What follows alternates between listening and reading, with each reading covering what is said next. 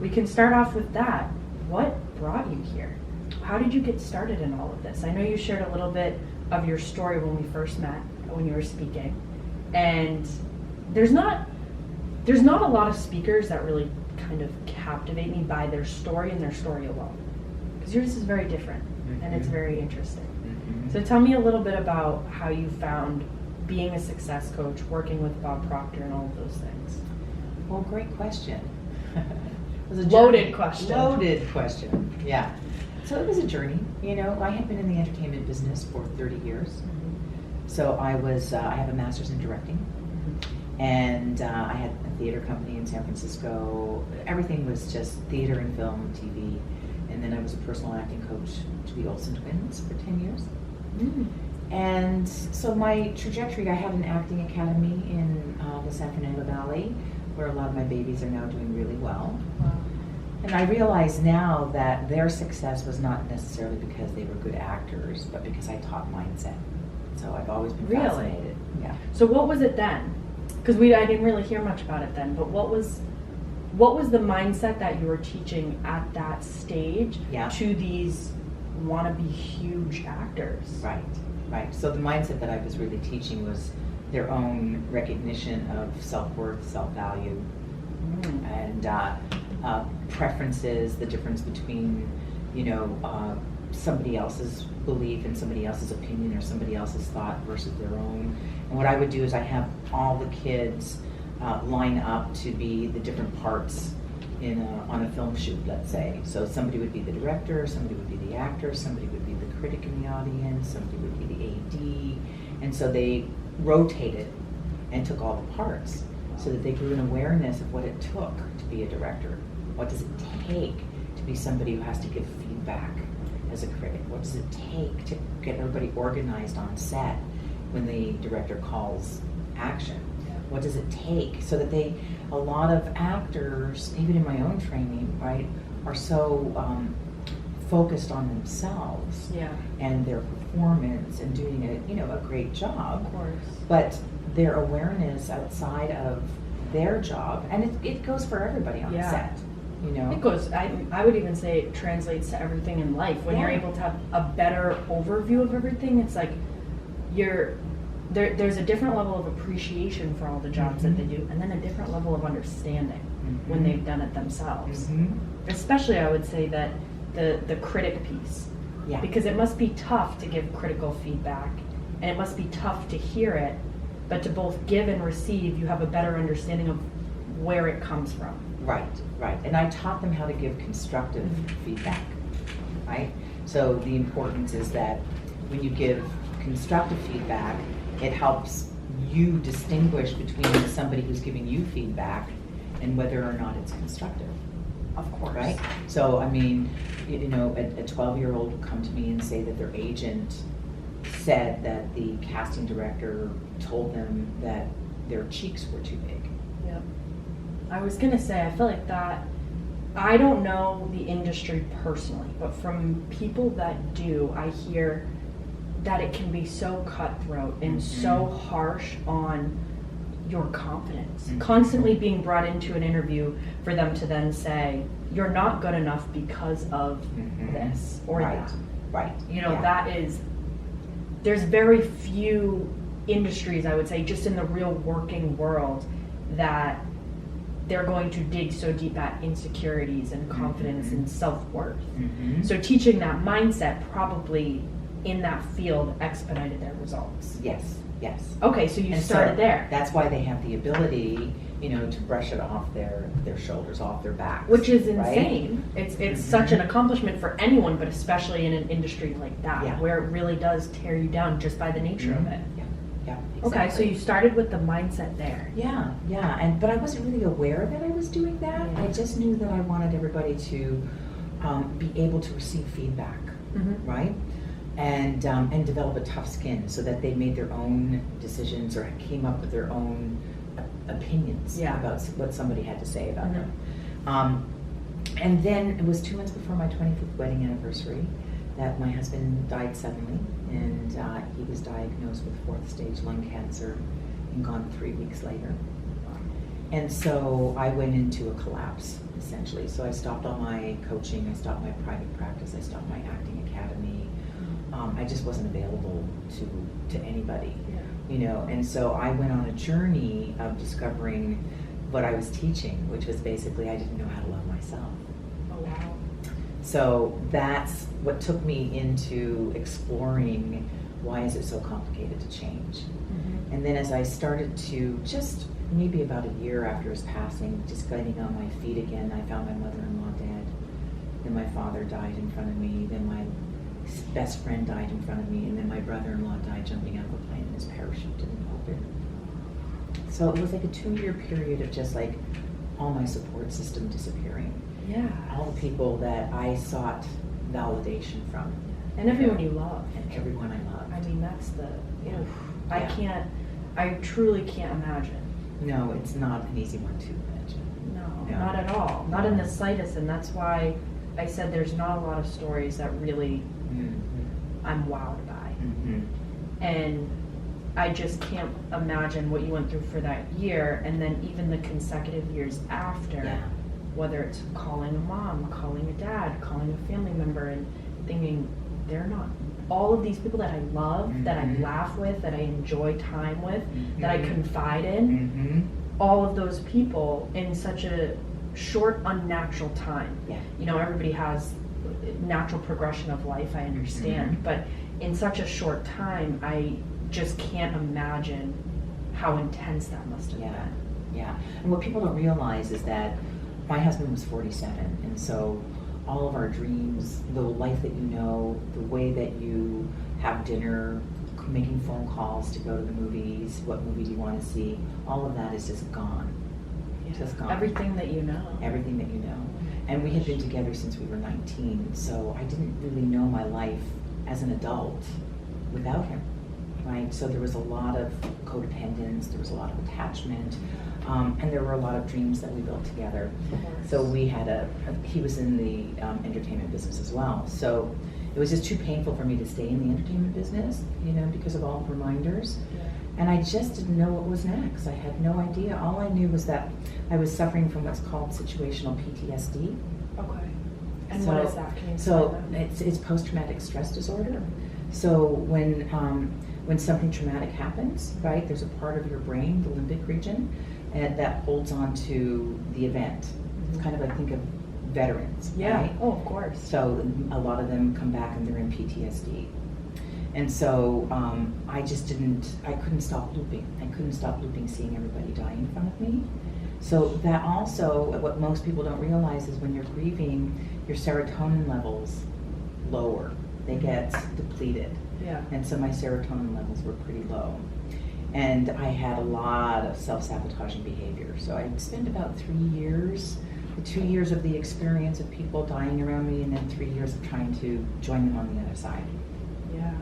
You know, so that was quite a journey into that dark night of the soul.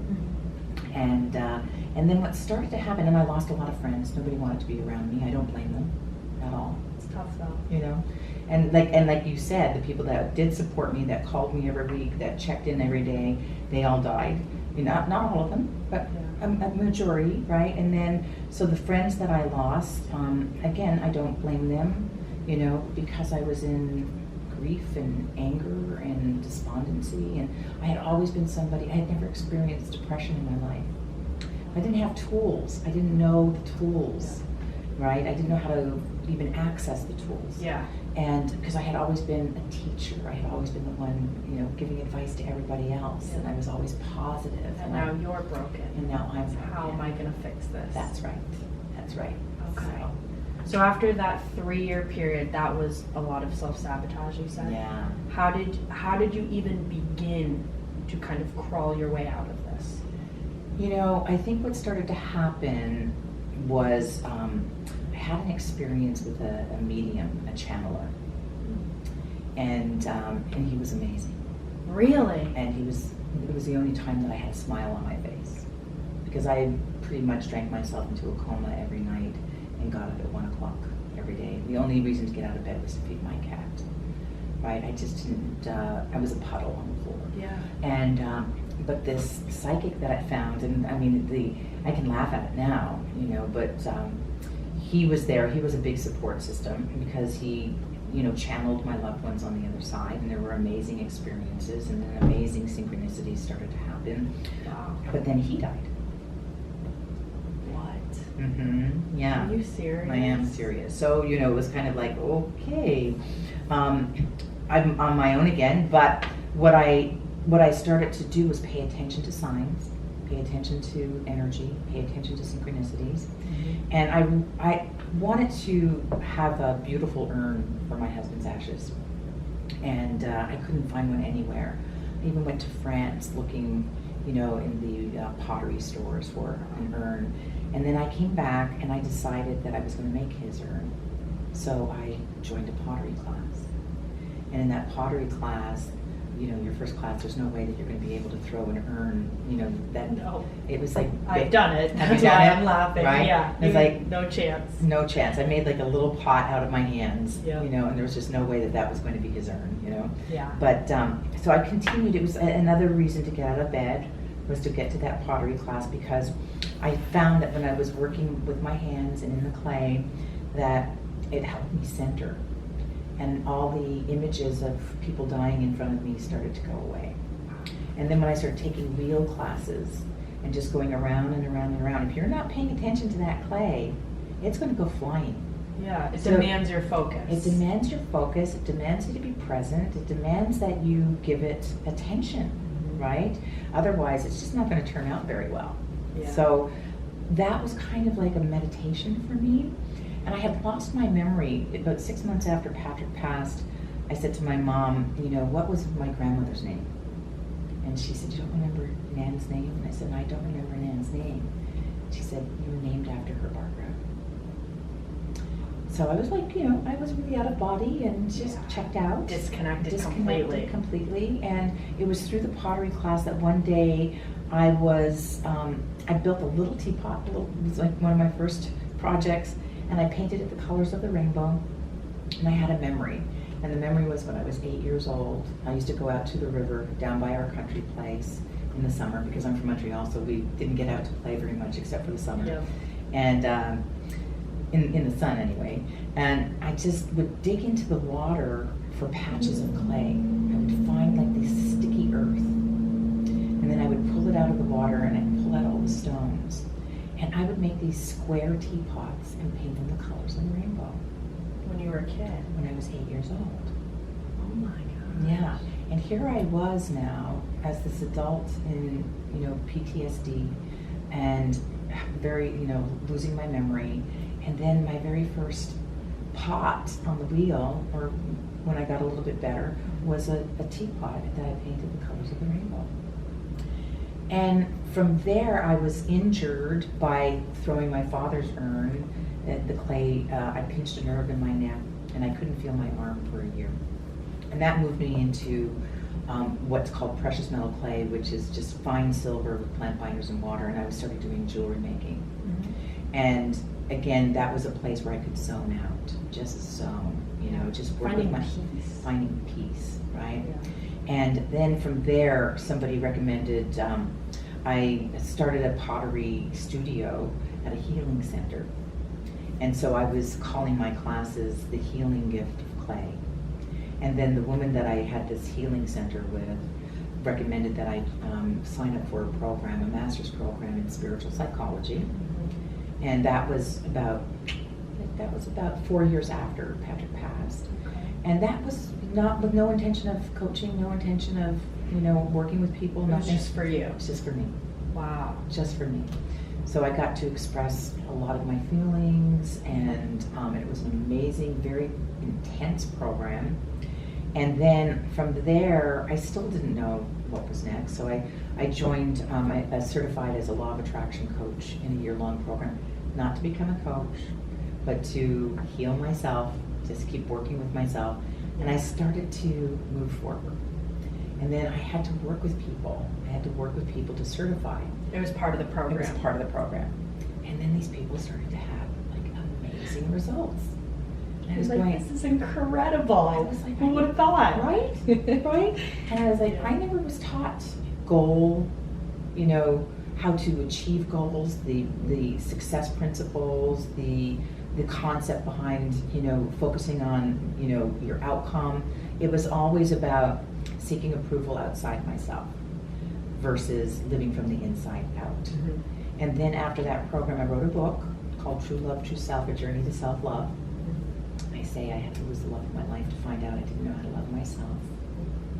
And in that book is my journey, with my late husband, how we met and our story. And then the latter half of the book are exercises, how that helped me to overcome my grief, helped me move forward, helped me, start to navigate a new path. Yeah, and reconnect with yourself, And right? reconnect with Really myself. build the self-love, because I think a lot of people fall victim of that, end up getting Mhm. love from their parents and then love from their family, and then as they grow Mhm. up, it's love from a significant other and Mhm. from their friends, and then they hit a point where, maybe they ask themselves, do I really love myself?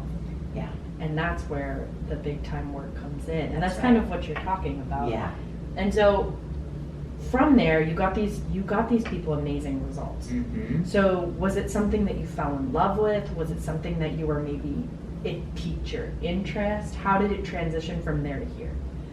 Basically, it was paying the bills. Yeah. It was like, I have to get back into the workplace. Yep. I have to get back, and I had been a freelancer my whole life. I had never had a 9-to-5 job ever, Okay. right? So I was always, either my own theater company, or I was Yeah. teaching drama classes, or I was in my acting academy, or I was working on set. It was all Yeah. contract work. Mm-hmm. But if I knew then, Liv, what I know now, I wouldn't be here, because I didn't have the value that I have now. I didn't perceive my worth Yeah. then, right? And so even when I was working on set with celebrity kids, I just didn't know how to ask for what I was worth, Wow. right? So there was a lot of wealth around me, but I wasn't accessing it for myself because I just didn't understand the concept of self-worth or self-value. Yeah. I was just surviving. Let's get a job, let's Yeah. work, right? Let's pay the bills. Let's survive. Let's survive, right? Yeah. And so then finally, I started investigating a little bit more about working with clients, but then I didn't really know how to make it a business. Mm-hmm. So when I met Bob Proctor, Bob taught me how to blend business and spirituality. And before we go in, how did you meet him first? I went to an event. Okay. I went to an event, and it was Mhm. called Make a Million Look Small. Oh, I like that. Yeah. And Mary Menon Morrissey was there, Peggy McCall, Gay Hendricks, and Bob Proctor. And Bob just really spoke to me because I was very intrigued with how to build business and wealth consciousness. And because I had always been good at taking care of others, right? I love that, though. Yeah. What a good way to get into business. Yeah. Right? Because Yeah. you're doing it for all the right reasons, but even there, it's almost self-sacrificial at a point where Right. I'm only making ends meet. I'm not That's right. investing in my wealth and in my future in a way that I could. Right. So now, how can I build the business side? Exactly. Because, there's a lot of people that do it flip-flop backwards, who knows? So Yeah. continue. So you Yeah. met him and he just aligned. And I just aligned, and then I explored his program, but it was a lot of money. And I decided to go into my savings for it. Best decision I ever made in my life. Now you're probably looking back like, I couldn't imagine if I didn't do it. That's right. And then I started to understand, that the more you pay for something, the more skin in the game, right? Mhm. And because I had that skin in the game, I just really got out there. Yeah. I just got out there and started speaking and networking and just showing up for myself, showing up for my clients, just showing up, And the program that I facilitate is called Thinking into Results, and it's 12 sessions, and I get together with groups in person or online. And it's not an inexpensive program, and it's Of course. designed that way because you get to a certain point in the program where you want to quit, because it just feels hard. What's that point? What is it where people are kind of looking at it like, I could just Yeah. go back to what I was doing? Yeah. So what happens is, it's like the analogy that I like to use is like climbing Mount Everest, Mhm. right? You just kind of get to a point at Mount Everest where you reach the altitude sickness point, Yeah. right? And you just don't know if you've got it in you to go on, right? And so a lot of people turn back to the foothills, right? Because it's just too difficult to get past that obstacle. Mm-hmm. And in this program, we work with what's called a C-type goal. So we don't work with goals you've gone after before, as you heard, right? Yeah, this was crazy to me. Yeah. I Yeah. really, really liked this too. So C-type goal. Yeah. Explain that. Yeah. Because Yeah. this is what you ended up doing the talk on. This was Setting, you know, a lot of people are going after repeating what they've done before. Mhm. And that's called an A-type goal, right? It's already been done before. There's not a whole lot of stretch in it, but it's consistency, right? Okay. But then people are complaining that they don't have enough. So a B-type goal is when you think that you can do something like write a book, right? But there just isn't enough excitement in it. You're just not doing it. And why aren't you doing it, right? But a C-type goal is when you dig down, when you dig really deep into what's that dream, what is it that you really, really, really want? And then you proclaim what you want, and then it has to scare you and excite you at the same time. And if it doesn't scare you, you're going in the wrong direction. Yeah. It's just, you know, you're not going to find the mojo, Yeah. you know, and it has to be a committed decision. A decision's not a decision until you're in action. Yeah. Right? And it's got to be a committed decision. So like I was explaining to you, like one client, the 72-year-old woman that I worked with, right? Yes. And she wanted to lose weight, Mm-hmm. right? I love But this. she knows how to lose weight, she knows how to hire a trainer, she knows how to eat right, Yep. right? And there's just not enough fear and excitement in that to make it a C-type goal. Yeah. So once I asked a few questions and found out that she really admired Ernestine Holmes, who's an 86-year-old bodybuilder, I said to her, well, how about you signing up for a bodybuilding competition? She jumped on it. Did she? She jumped on I wasn't sure because with something like that, it's either like finally I said and she said something I've been longing to do my whole life, Yeah. or on the other hand, it was you suggesting something that really scared her. She was like, Yeah. I can't do that. Yeah. So I love that. I Yeah. love that. 76 years old and she 72. jumped. She- 72. She signed up, right? And then she was in the gym every morning at 5 a.m. She could do a plank longer than her trainer, and she's 72. And she bought her pink fuchsia bikini, all of it. She was set to go. And then the other goal, we work on 2 goals in the program, a personal and a professional. And the other one, she's a coach herself. And she wanted to write a book that she had been talking about for 15, 20 years. And so, she knows how to write. She knows how to sit down and, just be in the chair and write. But it wasn't enough for her. So the C-type goal was, how about you invite 20 of your friends to listen to your first draft in 3 months, Yep. right? So she said yes, Love that. right? She's going to do that.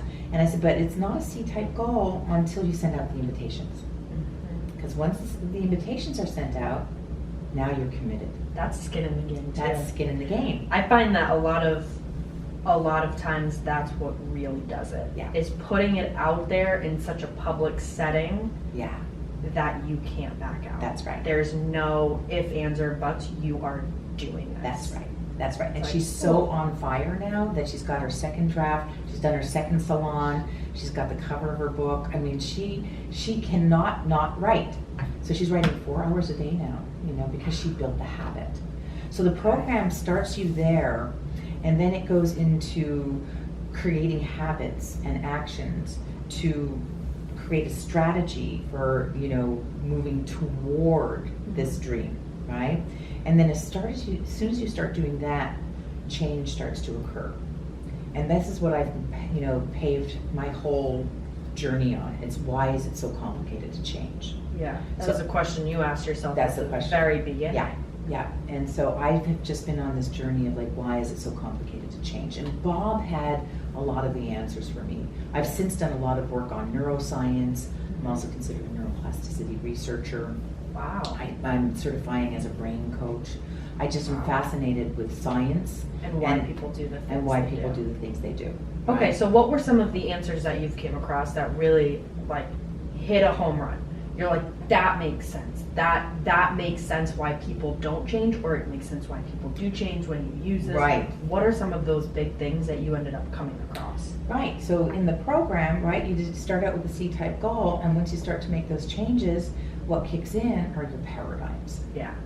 right? And Bob Proctor talks about that endlessly. Endlessly. So your programming, your DNA, your heritage, your schooling, the parents, teachers, media, culture, right? Everything. Mm-hmm. And all of that is in the subconscious mind as habit, right? So we go on autopilot, right? So as Bob says, most people would rather die than think. And so that's what's running the show. The subconscious is running the show. The paradigms are running the show. And you keep end up saying, I tried to do it differently, but I did it again. Why did I do it again? I'm doing the same thing over and over again. And that's because the paradigm is terrified of change. It wants to keep, the subconscious mind wants to keep us safe and protected. Ego mind, same thing. It goes into fear, right? So it has the fight, flight, freeze response. It wants to keep us protected. And they're both doing a really, really good job. And so once we start to move out of the comfort zone, paradigms are going to show up as sabotage. Your refrigerator might break down, chaos. Yeah. All of a sudden your relationship is like out of the blue. Something, is like, what's with that person, Mm-hmm. right? And the truth is you are changing. But it's so uncomfortable that if you don't have your skin in the game, comfort zone pulls you right back to what you already know. It's easy. Easy. It's easy. It's enticing. Right. It looks good. It looks like, good. No problem. I know this. Yeah. I know this. I'm not going to die. So what's really going on is subconscious mind is believing that if you fail or if you're humiliated, you're going to die. Yeah. You're just going to die. Yeah. Right? And when you're in your weakest state, which I think during this big change, during these types of times in your life, you're going through highs and lows. Mm-hmm. And they may not be highs of lows in a sense of depression or things like that, but Mm-hmm. they just may be highs and lows of believing in yourself and Yeah. knowing your self-worth. And on those low days, that's when that going back to the comfort zone That's right. is so attractive. That's right. You're like, no That's a problem, really I can good do point. that. I can, and it's always disguised as procrastinating, hesitating, Yeah. doing other things that are Perfectionism. not perfect. Yeah, perfect. Mhm. Oh my gosh, perfectionism. That's what I see the most. Yeah. Because Yeah. I can't send this out because I'm a perfectionist. Right. I'm like, well, sweetheart, it's been 3 days and it's a 1-page thing. Right. Send it out. Right. Send it out. Yeah. Where's the resistance coming from? What is it really? Mm-hmm. So, And perfect doesn't get done. Right? Oh, We yeah. know that. Perfect does not get done. yeah, perfect's another, I'll do it tomorrow. I'll do That's it right. tomorrow. I'll do it tomorrow. That's right. So how is it that you approach paradigm? How do you shift the paradigm that, Great like question. you said, you were brought in? Because Yeah. it's everything. It's culture. Yeah. It's parents. It's friends. Yeah. It's you. It's Yeah. centuries and centuries of heritage. Yeah. Well, again, the next part of the program we go into, once people get through these paradigms, right, we call it crossing the terror barrier, right? Okay.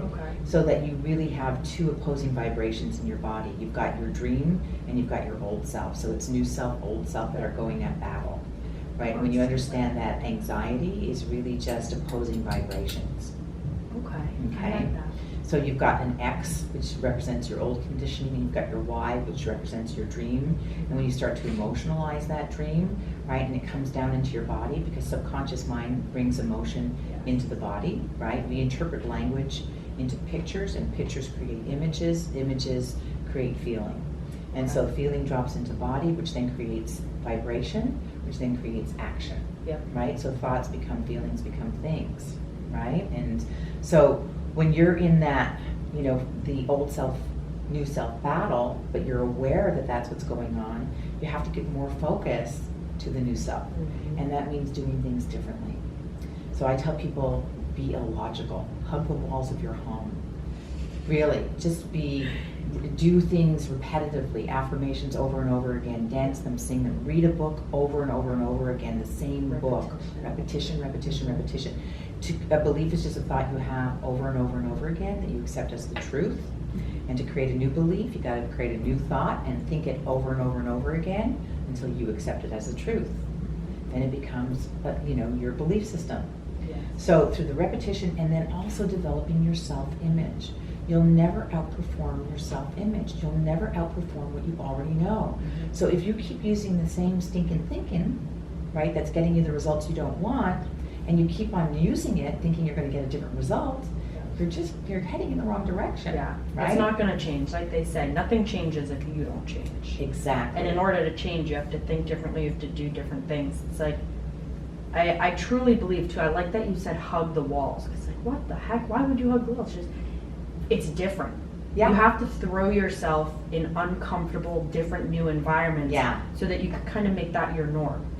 Right. And you'll also see that when you hug the walls, your thinking changes. Okay. I've never hugged a wall, so I can only imagine. Yeah. Hug a wall, and then you'll start to see that it's like, oh, I'm so grateful for the people who put this wall up for me. Oh, I'm so grateful for the people who, got the wood and traveled the roads in the truck and brought it to the store. And oh, I'm so grateful for the people who had to put price tags on.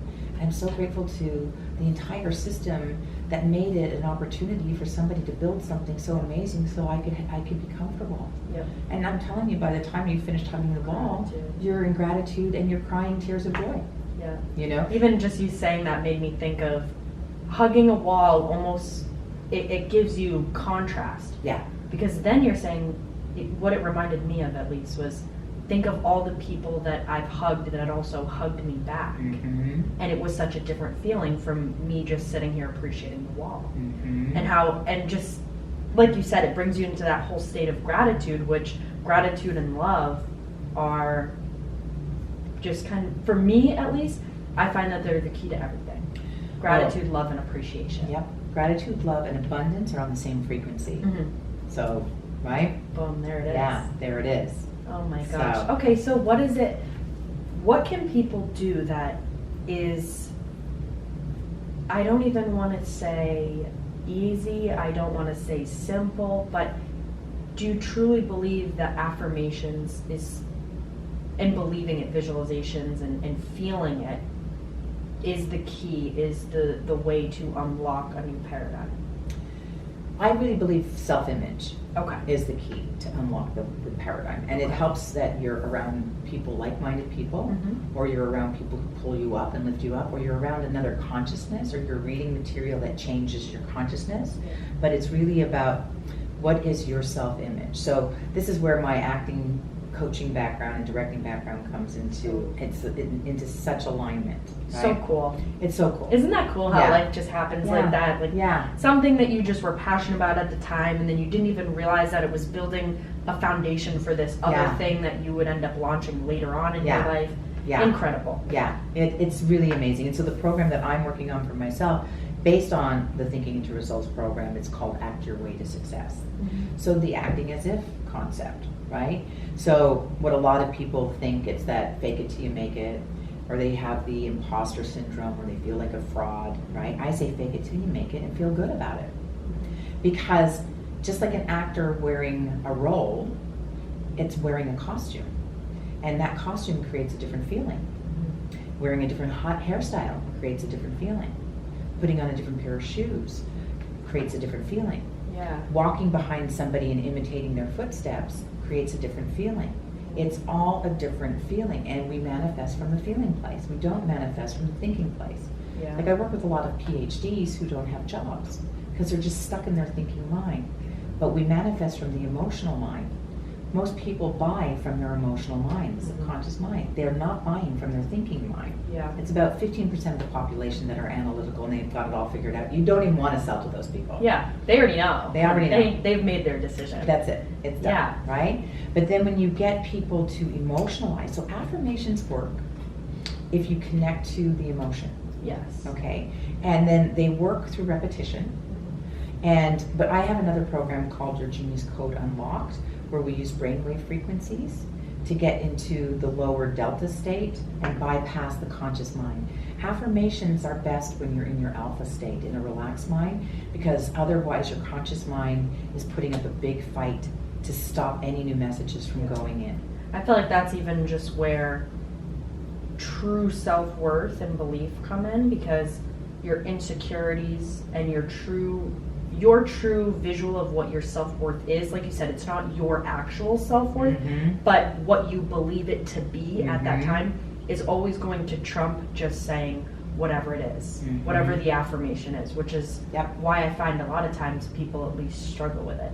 But even going back to frequency and energy, I always say, have you ever had a friend that just felt sad and you felt like you had to say, what's wrong? Yeah. Like something's off. Yeah. Like you feel that.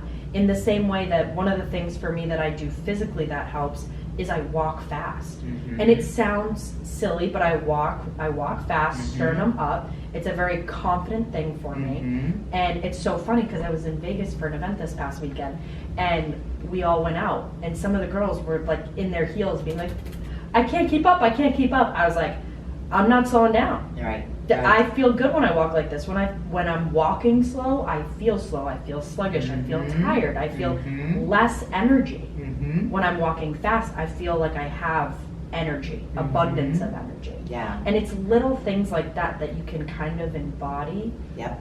And once you start to notice, you'll recognize it everywhere. Like you said, when I put on these shoes, I feel this way. When I put on these ones, I feel a totally different way. Right. When I wear my hair like this, when everybody knows when they're feeling good, they Yeah. look good. Yep. I feel like that's a big piece of it as well, is not just grooming and wearing any type of clothes, but just presenting yourself in a way that makes you feel very comfortable and Mhm. confident and like you want to go out there and talk with people. Right. Right. Because at the end of the day, it doesn't matter what industry you're in and what goal that you have to talk to people. Right. You have to make connections. Right. You have to build rapport. Yeah. You have to. You just have to carry that energy that's inviting. That's right. Because how else are you going to create these dreams, this life that you want to live? Right, to make connection, right? Mhm. And so what most people are not understanding is it's really a body, mind, spirit connection. Mhm. People are either focused on body, or they're focused on mind, or they're focused on spirit, right? But it goes down to the energy you put into your body, the way that you eat. It goes down to the way you think, the way you're putting thoughts into your head. And those thoughts impact your body and the chemistry in your body, and negative thinking can really have damage on your liver. So, and positive thinking isn't just, everything's happy. It's really whether or not you're looking at a problem with the mind of a problem solver, Yeah. right? And it's about reaching for the next better feeling thought, because all or nothing thinking, the black and white thinking, is what gets us into trouble, because we're in reactive mode instead of being in responsive mode, Yeah. right? So most people are living their lives in what's called sympathetic nervous system mode, right? Survival. And even when they go to sleep at night, that's what's keeping people up, because the sympathetic system is still in that stage of survival, Yeah. right? And a lot of that ends up being linked to childhood trauma and then never Yeah. really working through some That's of those right. things. That's I mean, right. I know I ended up having that my whole life. I was such a calm person on the outside, and I helped everyone, handled Mhm. everyone's stuff, and always had a good sense of humor about me, but I never really realized that I never just sat with myself. And I was Mhm. never calm on the Mhm. inside out.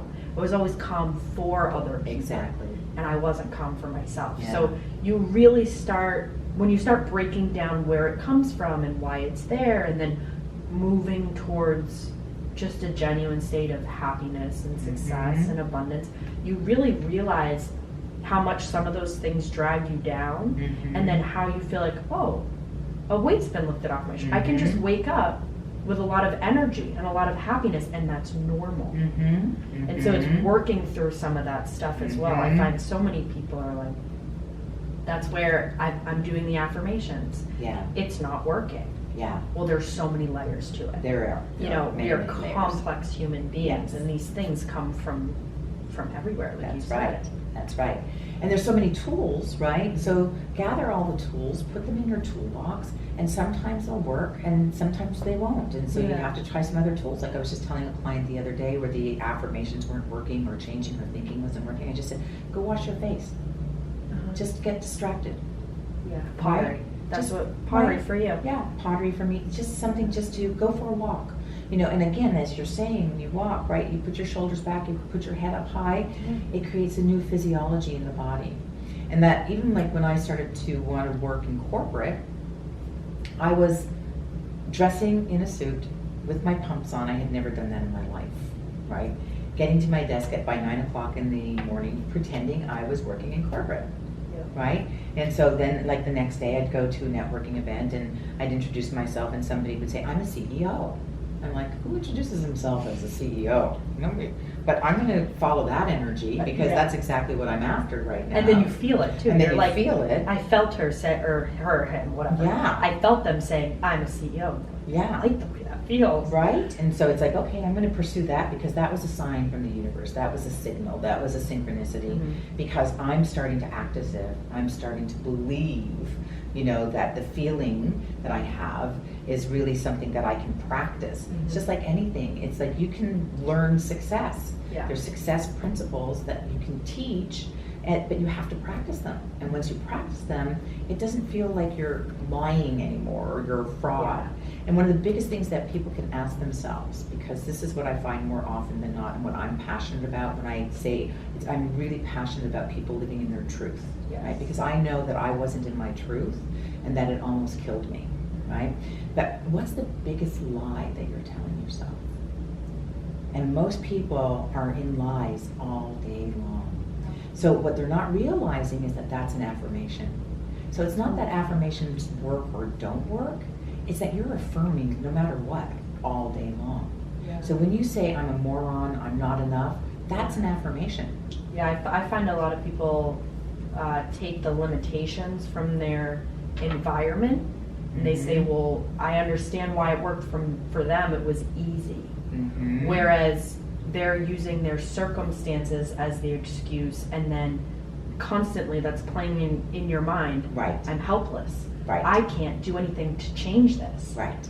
And that I find that that's one of the most deadly negative affirmations, one of the most negative deadly loops that you can get into, because you feel helpless, you feel hopeless, and Tony Robbins always says, it's not about having more resources, it's about becoming more resourceful. Exactly. And that's a mindset. You adopt that. Exactly. It's really about taking responsibility for your life and not blaming outside of yourself. Yeah. Right. And so that's even like in the program, but toward the end of the program, you realize that the program is really about how do you lead yourself.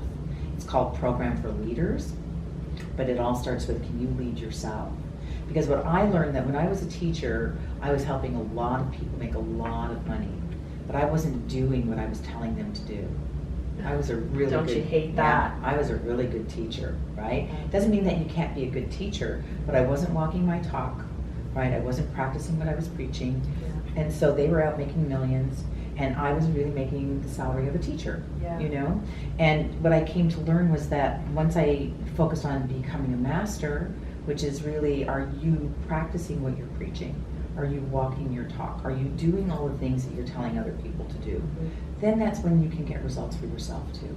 I'm not out there making millions for myself because that's not my focus or desire. If it was my focus and desire, I would be, creating the affirmations around that, let's say, or the goals around that. But I am creating other forms of freedom in my life, other forms of, decisions in my life, and I know what to do now. Yeah, isn't that powerful too? Because I feel like it's everything all together. I even had here as a note of one of the questions that I really wanted to ask. It was how much, and it's funny because we basically answered. It was how much do thoughts contribute to the outcome, the result?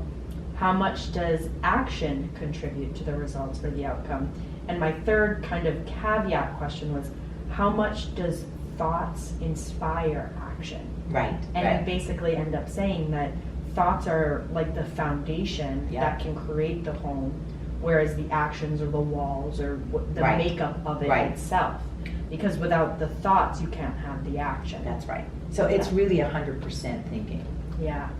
Which is very, you know what it is? It's very tough for people to wrap their heads around. And in the entrepreneurial personal development space, I truly think that oftentimes we're saying more of the same things, and it's just coming off in a lot of different opinions, a lot of different ways, but at the core, it's the same thing. Because like you said, you're not faking it in a sense of you're doing nothing, but you're trying to act like you are.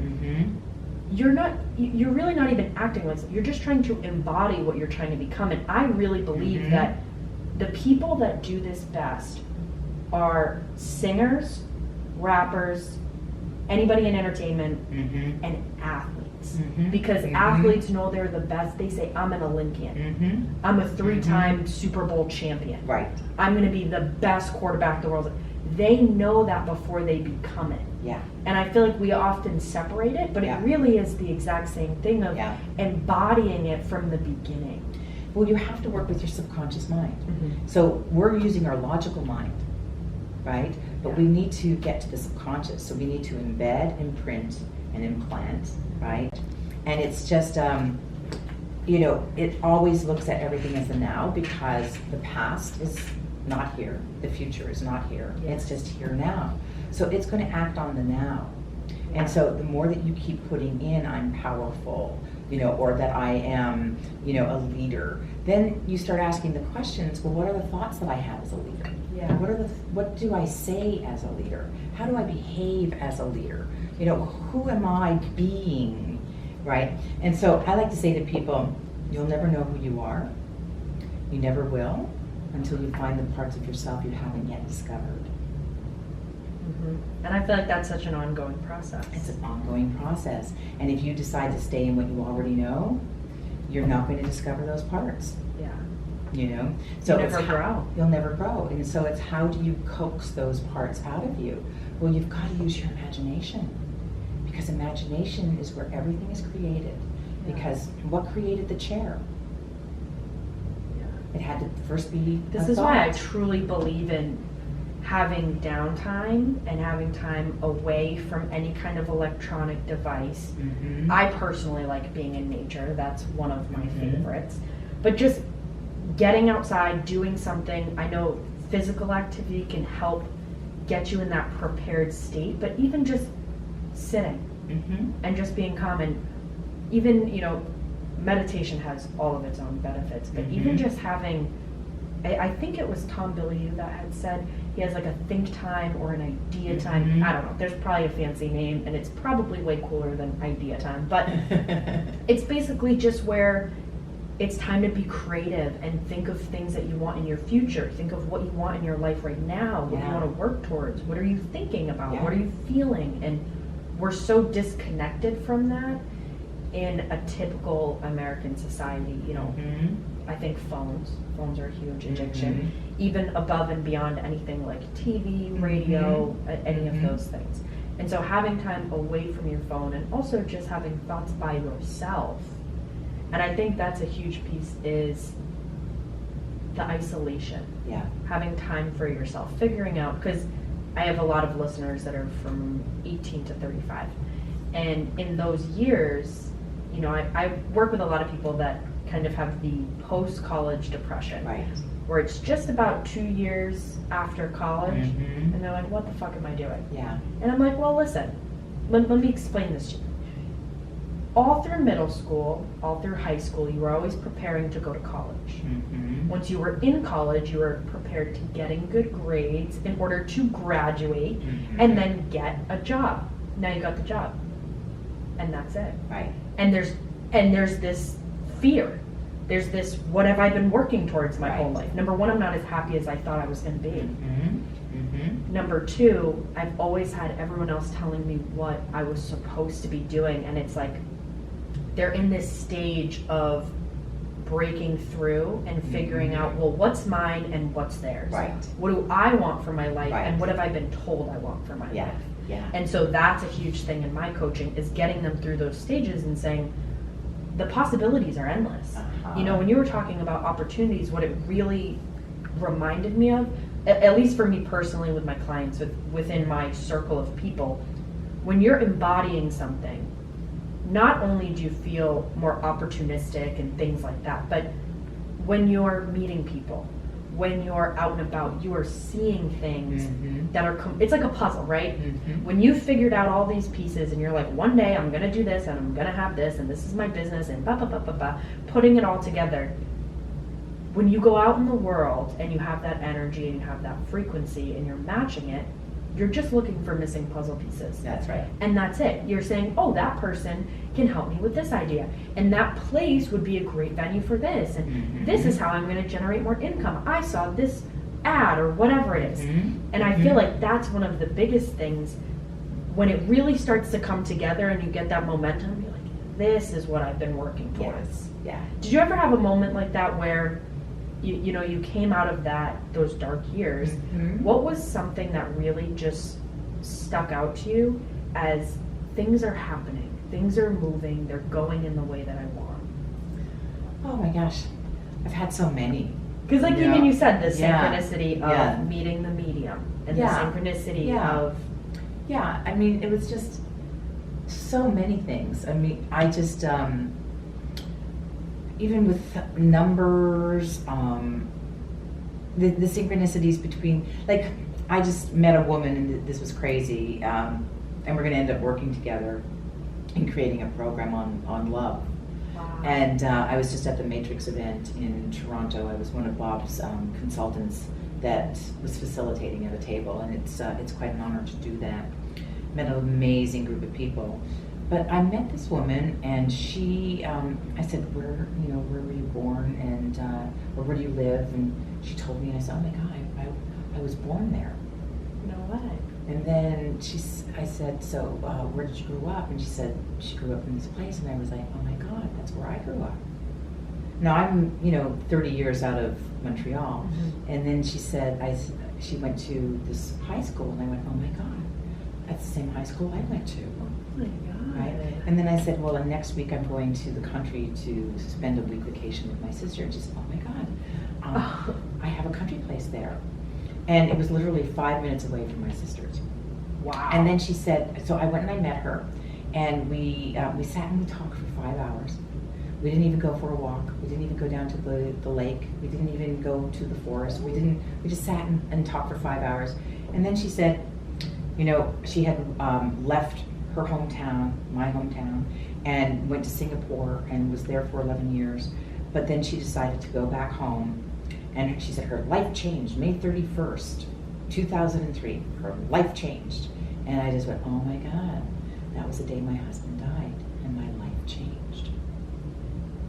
What? So now I'm like looking at her saying, this is just too crazy. Yeah. It's just too crazy. Yeah, you're like, I've done crazy before. Yeah. This is a whole nother level. This is a whole other level. So now tonight I'm going to be talking with her, and we're going to be creating some things together. But How exciting. like those kinds of things, like, are not uncommon in my life now. Yeah. And have been really for a long time. Even when I went to Paris to look for an urn for Patrick, I remember being at a castle and going to a museum, and there was pottery done by Barbara and Patrick.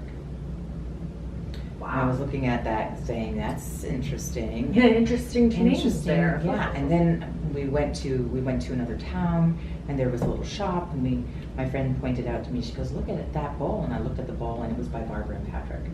And then on our way out of town, we saw a sign, and it said the last name, right? And my friend said, that's the last name of Barbara and Patrick. And I'm like, really? And so we went to the what was it called at the time, like the artisan's loft, right? Mm-hmm. And sure enough, there was Barbara and Patrick doing their pottery. Wow. Yeah. Oh my God. Yeah. So I got to meet Barbara and Patrick. I bought one of their pots by Barbara and Patrick, and then I started to do pottery for Patrick by Barbara. Wow, what a cool thing. Yeah. So and then your things like life that. is just made up of those. Exactly. Those very cool synchronicity Yeah. life moments. Yeah. Wow. Yeah. Oh my gosh. Well, thank you so much for coming. I'm trying to think if there was anything else that I had. This is what I do. I literally go. It's so funny because different types of people, right? What questions are you asking? Can you send them to me? Right. I go, oh, sweetheart. I don't roll like that. Right. I was like, listen, I can send you some of the notes that I Yeah. have, but it was like I typically go full conversation. Yeah. But it's so crazy too, because we ended up going over basically all of this. Basically everything that I had written down, we somehow circled around to throughout this entire thing. So how can people find you? How can they work with you? How can they connect with you? So they can go to my website, Yep. www.barbaraDoust, Yep. and that's DAOUST. And I'll link it below. Okay, -TIR.com. Mhm. They can go to www.vibrantresults.com. That's the brainwave entrainment program. Very cool. which is very, very cool and helping a lot of people. Yes, I need to check that out. Yeah, it's really powerful. When we work with coaches, like this woman that is developing this love program, she is working with the program with the frequencies right now as well. And we're in 3 hospital studies, so good stuff there. Incredible. Yeah, and it's all, it's all science-based and all neuroscience and what they're discovering. I mean, there's such a difference between the brain and the mind, and we're just tapping the surface. The brain itself has over 140 organs in it. Really? Yeah. I So didn't know that's that. another conversation, right? Yeah, So, that anyway. can be another podcast, another yeah. conversation. Yeah. But I will link all those things below. Thank you. And you guys listening, definitely check that out. She is outstanding, incredible, and I would love for you guys to connect further. Thank you so much for being here. Thank you so much It's for been a having pleasure. me. Real Anytime, pleasure. anytime. Yeah. You're welcome back. You're a whenever. delight. Thank you. Thank you guys for listening. As of right now, I will talk to you tomorrow. Bye. Do you do it every day? I typically, I'm gonna go into a stage where I'm doing it every day again. Wow. Yeah, so I did it every day for probably 75 days or so. Oh my God. Maybe a little bit less now that I'm thinking probably Good for you. 65. I love it.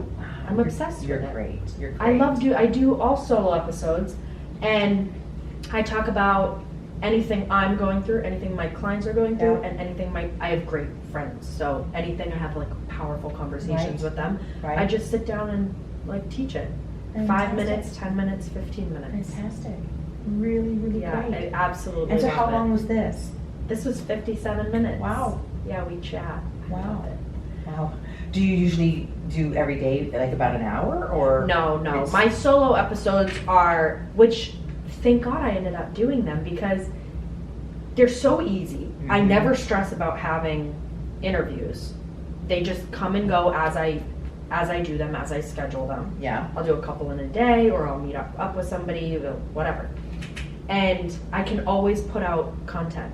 It's so easy for me to just sit and talk. So Yeah. any day of the week, I can put something up. And you don't even have to have somebody that you're interviewing. Exactly. So Right.